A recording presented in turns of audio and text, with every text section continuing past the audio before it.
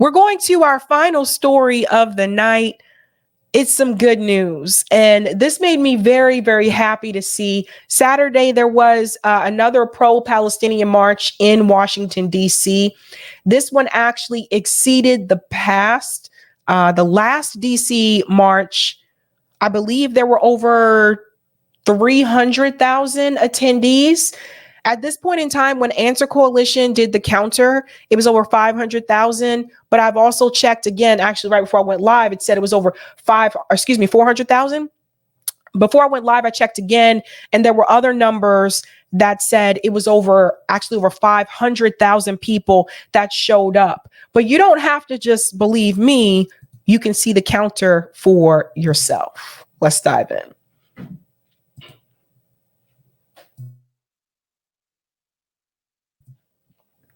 And you can see there, just look at all the people moving through. It was just a sight to see, ladies and gentlemen. Just a sight to see. And honestly, I have to tell you, Answer Coalition is one of the organizations that sponsored this. So they actually have buses that pick up people in all different cities. I don't know how they do this, but they do. To pick up protesters in all these different cities, and they actually just bust them in to DC. So yeah, it was just beautiful, beautiful, great sight to see there. So that again was the little time-lapse video there from Answer Coalition. Now, I want to show you something else too. It says the massive crowd in DC is getting ready. The people are making their voices heard loud and clear. And I want you to see the signs here. It says Biden and Blinken, Gaza will haunt you. So watch this.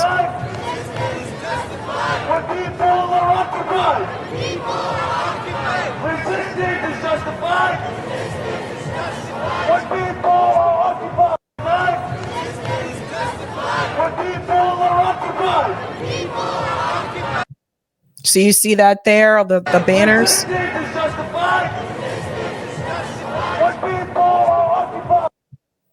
Yeah. So there's great footage here. If you want to see more, I highly recommend.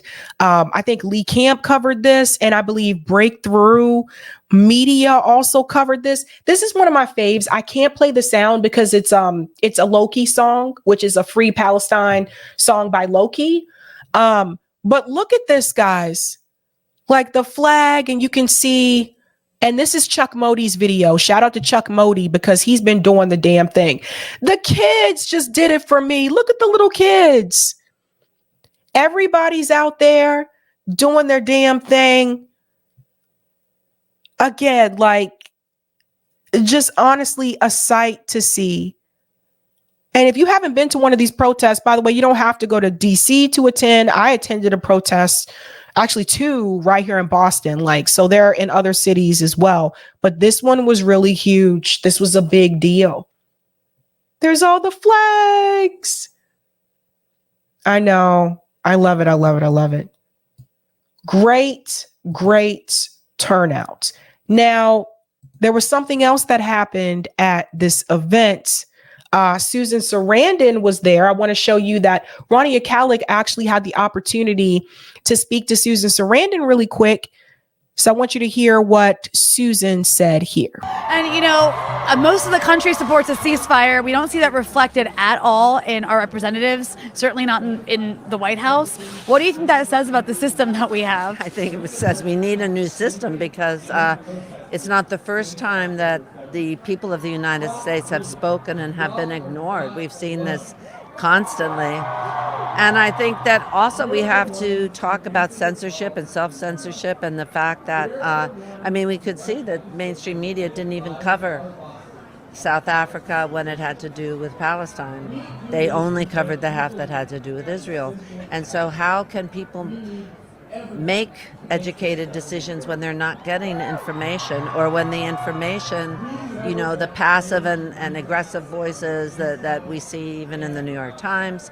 A lot of people the good news is a lot of people have not known for the last 75 years what's been going on in Palestine before the 7th. And I think this has been a great time for people to learn their history. And I've taken all of my strength from all the Jewish people that I've come in contact with and groups that I have stood with. And also, I'm just so moved by the kids, by the organization. What happened in New York the other day was the shutting down of all the bridges and the tunnel was so inspiring to me because they you know, they're not held by any party. They're held by issues, and they know what's going on, and they understand in terms of the environment and these where the money is being spent. I mean, they don't have health care. They don't have free education. They don't have subsidized housing like Israel does. And they're struggling, and they know what's going on with the environment. So I think they're at the point where they have nothing to lose. That's right. And then there's another part. And, you know, most of the country supports a ceasefire. We don't see that reflected at all in our representatives, certainly not in the White House. What do you think that says about the system that we have? I think it says we need a new system because it's not the first time that the people of the United States have spoken and have been ignored. We've seen this constantly. And I think that also we have to talk about censorship and self-censorship and the fact that, I mean, we could see that mainstream media didn't even cover South Africa when it had to do with Palestine. They only covered that. Oh, I did this twice. I'm sorry. Sorry about that. But there were also two speeches that I do want to highlight. The first one is Jill Stein. So Jill Stein was one of the keynote speakers at the Pro-Palestine event. We're going to go to her speech, and then I'm going to highlight Dr. West's speech as well. By the way, anyone running for president, missed opportunity if you were not at this event. Incredibly missed opportunity. Again, over 500,000 people were there. But here we go. I see power, I see justice, I see democracy as far as the eye can see. And I thank you. It is such an honor to be able to be here with you, to say to the world and to say to our criminal misleaders, we say ceasefire now. We say end genocide now. We say end occupation now.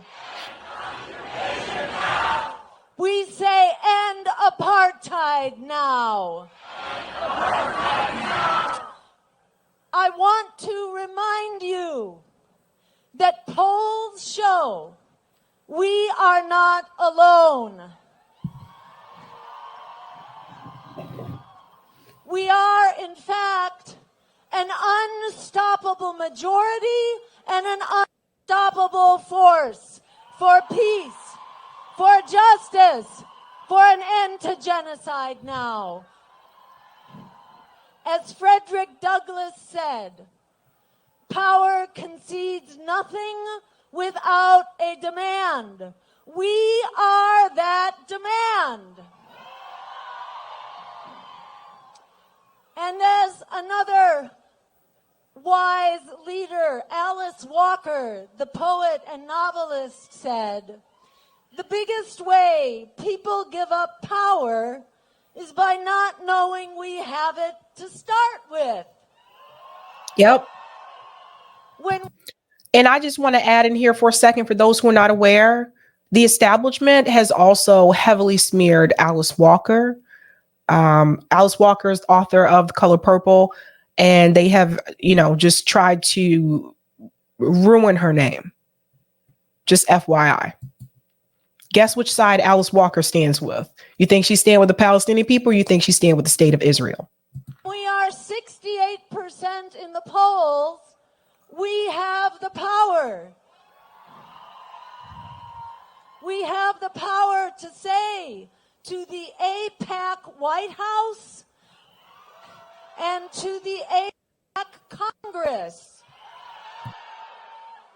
that you are accountable to us, to we the people. Don't let them intimidate you out of our power. We have the power to be a force in the streets. We have a power to be instructing our elected officials what they need to do, that they need to stop the flow of weapons and money to apartheid Israel. We need to withdraw our advisors, our troops, our warships, our ammunition, and our weapons from the scene of the crime. And I want to remind you, we all have a choice as voters. And I am so, I can't say, it's beyond words. I had already decided to run as the Green Party candidate for president. So for some of the people in the crowd, this was the first time they actually heard that news. So just FYI. That's why I said, if you were a presidential candidate and you were not present at this rally, that was a big mistake. Big mistake. But again, like I said, the ones who are for it, right, who are for pro-Palestinian movement, Jill Stein, Cornell West, Claudia de la Cruz, and Dr. Shiva as well. But for the most part, most of the candidates are against it. Before this genocide began, but once it began, I was so thankful that I could use this megaphone that we call elections to actually. And sorry about this. The empire. It was live streamed, so live streaming on the ground sometimes this is what you end up with connection issues. So sorry about that. You cannot do this, and we the people are changing course here and now. They want you to believe that you have no choice, but you actually have many choices. And there will be other speakers here today who are also a principled, inspired, and moral choice. You have that choice, and we need to assert our power right now. Don't wait. I urge you to sign this pledge to stop genocide through our votes. You can find us on the web. We'll be handing out the cards. This is a pledge to say we will not give our votes to any candidate who supports genocide. So you see what I was saying, you guys? Not giving your vote to any candidate that supports genocide. And I don't know about you guys, but I would not be supporting anyone who supports genocide, period. So this is why I say when people say you don't have no other option, you do have an other option, or you can just choose to stay at home.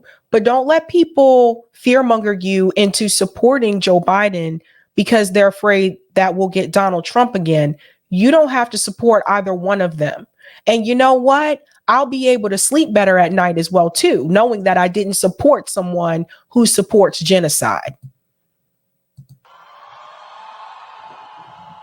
But we won't stop there because they would love for us to be silent and just disappear. We are also saying we will support, we pledge to support candidates who are fighting to stop genocide, for a ceasefire now, and for an end to occupation and apartheid. So with that, I just want to remind you that we have the power to change history. The arc of the universe is long, but it bends towards justice. We will be the benders that moves history towards justice. And as Gaza goes, we all go. Gaza is where we assert that international law and human rights are the law of the land and the law of the future. Let's make it happen. Together we are unstoppable. Thank you so much. Okay, so that was Jill Stein's speech, and Dr. Cornel West also made a speech at the march as well. Let me go ahead and move this forward just a little bit. I think I could do. Okay, yeah, there we go. Like myself, comes from a tradition of a great black people who have been hated and terrorized and traumatized for 400 years, but we still here fighting, we still here swinging. So I'm here to let my precious Palestinian brothers and sisters and siblings know that when I think of where I come from, for every generation, we have love warriors who were willing to live and who are willing to die. Martin Luther King Jr. said, I'd rather be dead than afraid. I'd rather be a corpse than a coward. We need courage.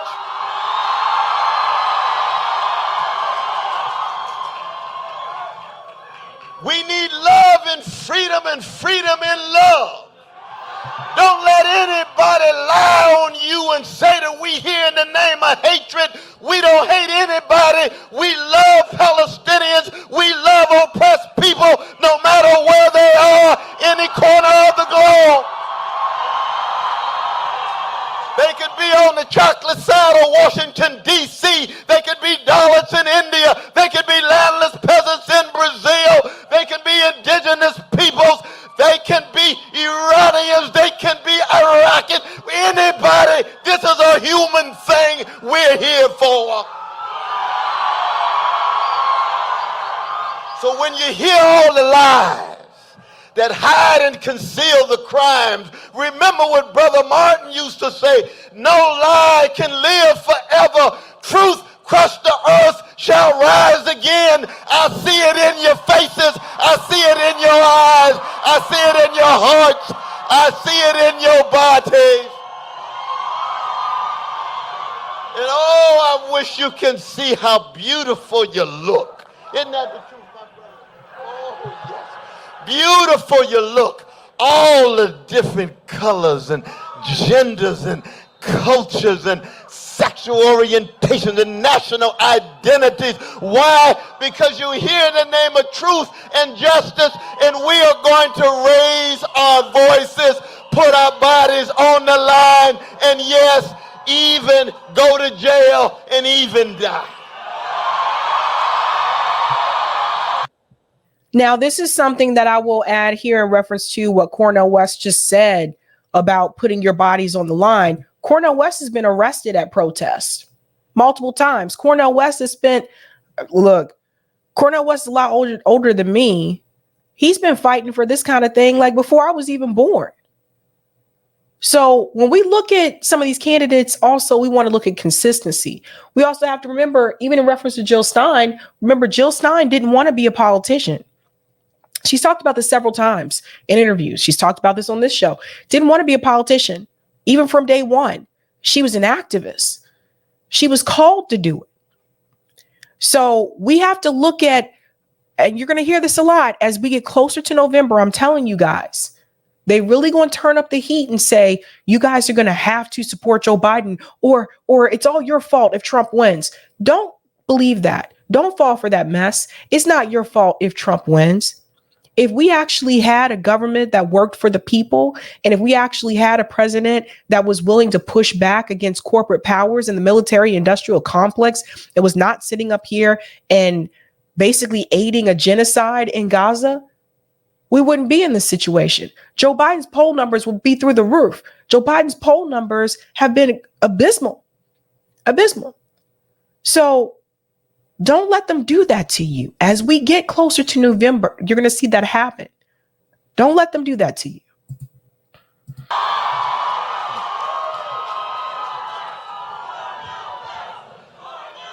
Oh, let me tell you a story. Let me tell you a story. December 17th, 1951, there was a great black brother named Paul Robeson. Y'all know who Paul Robeson was?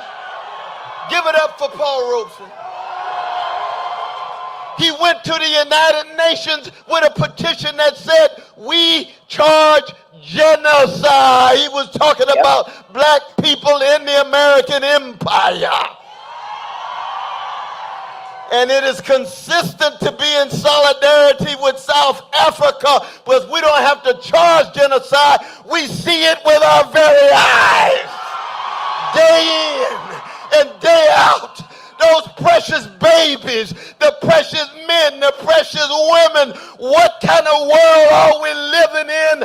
America, what kind of country? What kind of empire? All of that barbarity, all of that bestiality, and we still have to march in Washington before the Capitol and the White House. My God. It's true.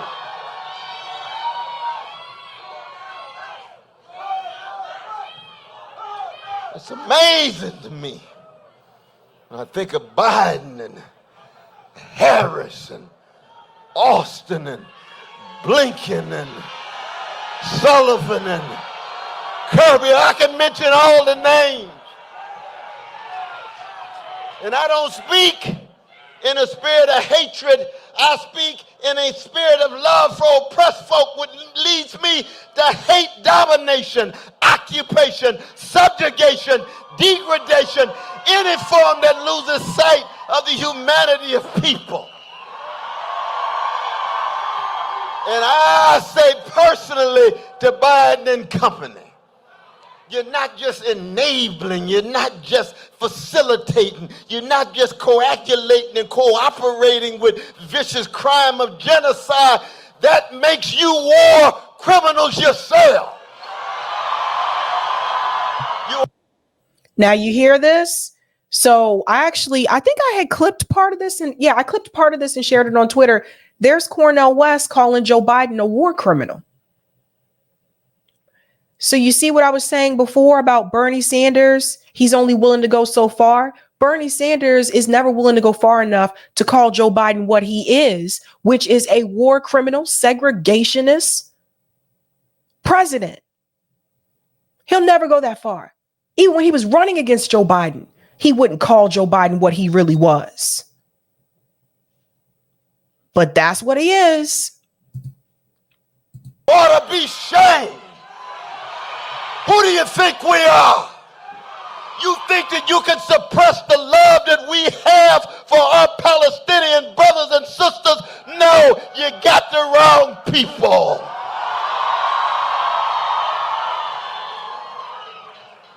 And I would say the same thing if they were Jewish brothers and sisters. The same thing if they were Haitian brothers and sisters. Same things as Ethiopian brothers and sisters. Don't get it twisted. We trying to have some space of morality and spirituality in a moment of overwhelming barbarity. And I can hear the voices of Harriet Tubman and Frederick Douglass. I can hear the voices of Claudia Jones. I can hear the voices of W.B. Du Bois. I can hear the voices of John Coltrane's Love Supreme. I can hear the voices of Curtis Mayfield. I can hear the voices of Gil Scott-Heron. They not just isolated names. They are forces in history that constitute our souls so that we can straighten our backs up. And Brother Martin used to say, anytime, every day people straighten their backs up, they're going somewhere, because folk can't ride your back unless it's bent. Our backs are straight. Our backs are ready. We are fortified. And W.E.B. Du Bois, something else I want to mention about him, he actually wrote a poem called I Will Not Go to the Polls. So W.B. Du Bois said, this is way back in the day, okay? W.B. Du Bois actually warned people back then that the Democratic Party and the Republican Party were both corrupt. We ready to fight. We ready to resist with resilience. And when they tell us that the claims of our South African brothers and sisters are meritless, and you see they've said the names a number of times, so you know they got talking points. Meritless. Have you seen Gaza? Have you seen West Bank? Not just after August 7th. Did you see it in 1948? Did you see it in 1967? Did you see it in 2008? Did you see it in 2014? And you're still looking and all you can say is meritless. Biden, how cold-hearted and mean-spirited can you be? Got the nerve to go down to a black church where black people were crushed by some sick white supremacist brother. And then you know you're enabling blowing up mosques in Gaza, blowing up churches in Gaza, blowing up places where Jesus himself was born. I'm a Christian. I'm a revolutionary Christian. I come out of the household of Irene and Clifton. I come out of Shiloh Baptist Church. I'm influenced by the Black Panther Party. Don't tell me. You knew it was about to be something when Dr. West took off the glasses, right? That's the key tell when he took off the glasses. Woo! Don't tell me that you can see what I see and call it meritless. We'll never put up with that. We'll never accommodate ourselves to that. And that's why we call it for more than a ceasefire. We want an end to the siege. We want an end to the occupation. We want Palestinians to live a life of dignity. Am I going on too long? One last point. One last point. Because we're getting ready to march. Oh, yeah.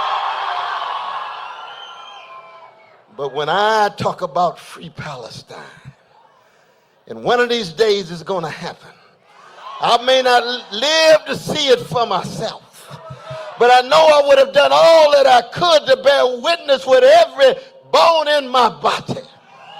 But I want that free Palestine to be a place where we're able to bring together human beings in such a way that, yes, we would be concerned about Jewish safety and security. Nobody's calling for the annihilation of Jewish brothers and sisters, but you'll never have Jewish security. You'll never have Jewish safety if you don't have Palestinian security, if you don't have Palestinian safety.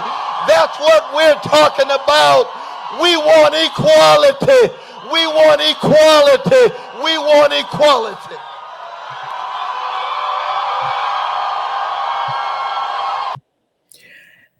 And with that, what else more can you say? I mean, that was a powerful speech, and Dr. West just he lit it up. He lit it up. Called out Joe Biden, Anthony Blinken, Kamala Harris, and by the way, you'll never see them give a powerful speech like that. What? They're not passionate about anything. Think about it. They're not passionate about anything. This is why you'll never hear them talk like that. Hell, even Bernie was passionate when he was running. Bernie's speeches were passionate. But Joe don't know where he at half the time. Kamala can't do interviews well. Anthony Blinken always looked like he's scared, as if somebody whispering things to him backstage or something. It's just, and these are the people that are in charge of our country. What are we doing? What are we doing?